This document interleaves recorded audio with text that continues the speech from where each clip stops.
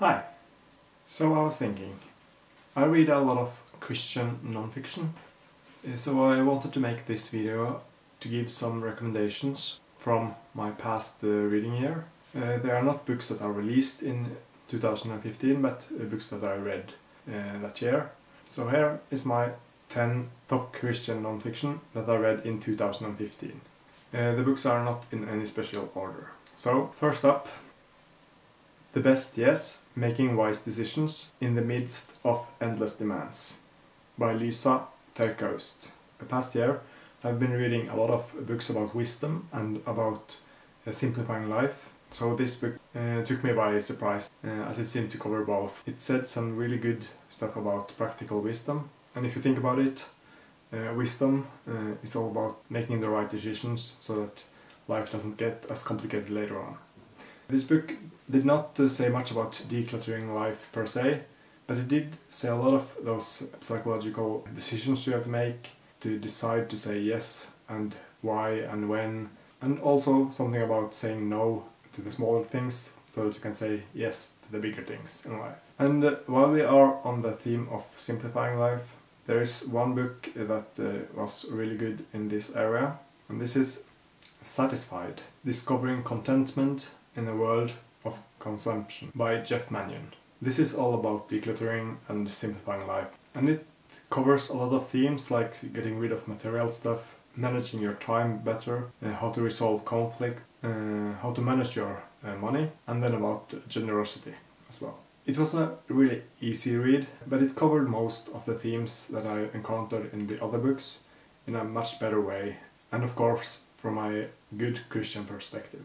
The next book is The Christian Idea of Man. This is a more philosophical book and one of the best that I read by Josef Pieper. He is a Christian philosopher highly influenced by Thomas Aquinas. And this book also shows it because it's an introduction to the concept of man and to the virtues that Aquinas made famous. And it's also a nice short read.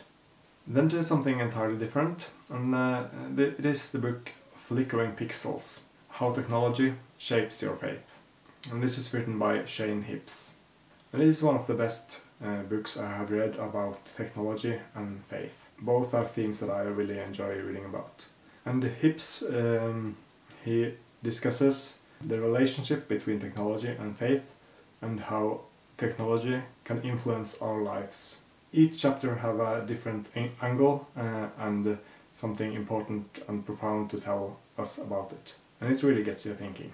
The only memoir on this list is from Donald Miller, and it is 1,000,000 Miles in 1,000 Years. And it is from a few years back when Donald Miller and Steve Taylor got together to write a movie about his first memoir called Blue Like Jazz. So it's kind of meta because he is writing about editing his first memoir, or as he puts it, editing his life.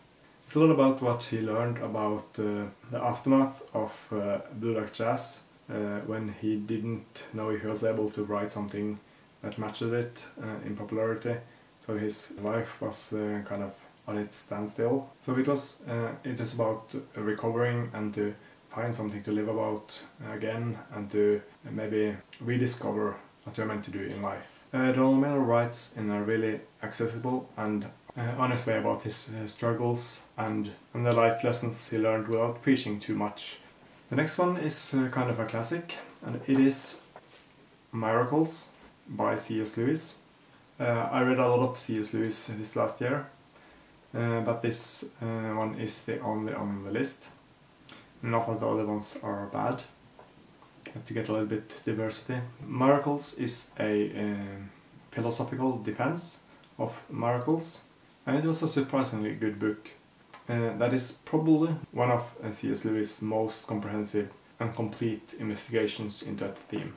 It's a perfect reminder of faith when you're doubting miracles, if they could happen, and as well as if the biggest miracle of them all happened at all.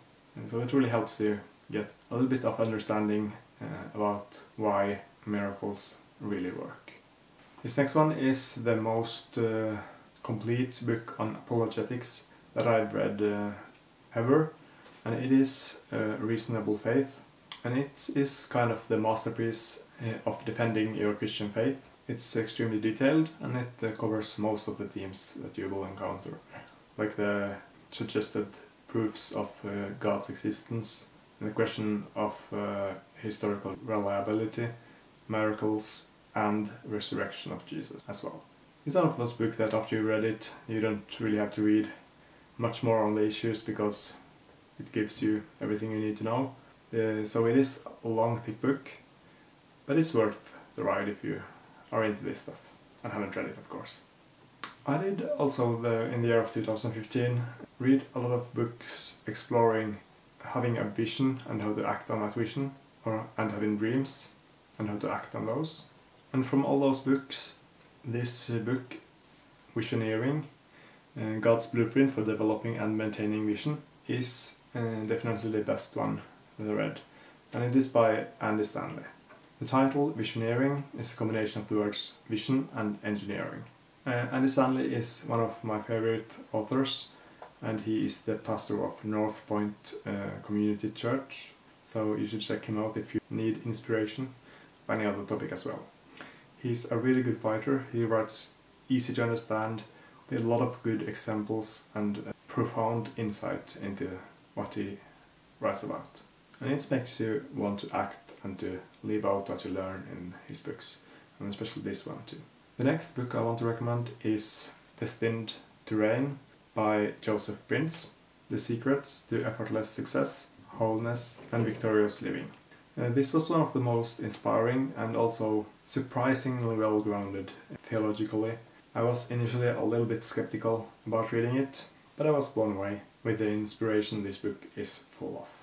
His writing style may be a little bit off, but the power in the message is really, really good, and he gets it explained in an understandable way. And it is about the law in the Old Testament and how we as Christians don't need to be bound by it, how we are free from it, and then the role and nature of grace and the implications of not really understanding it. Really good and inspirational. The last book on this list is Basic Christianity by Stott, and this is one of those Christian classics that you really have to read, and that I also was positively surprised by.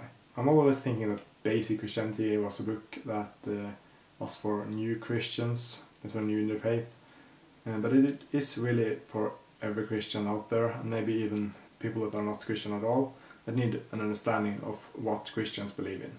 Even though it says basic, it is not simple. It is really detailed and well researched and really good, well written. Stott is really good at explaining the message and the core of Christianity, and this book is also full of wisdom.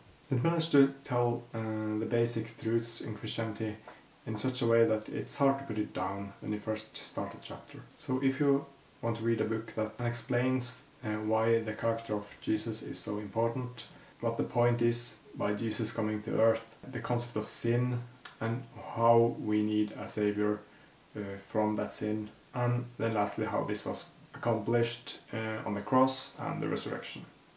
This is one of the most fundamental books on this issue that you have to read.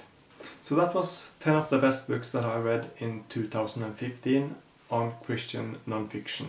I hope this was for help for you and to get some ideas of Christian books to read, and that they can inspire you as well as they inspired me. Hope you liked this video. If you have read some of the books, please comment, or if you have any recommendations for me to read. Thank you.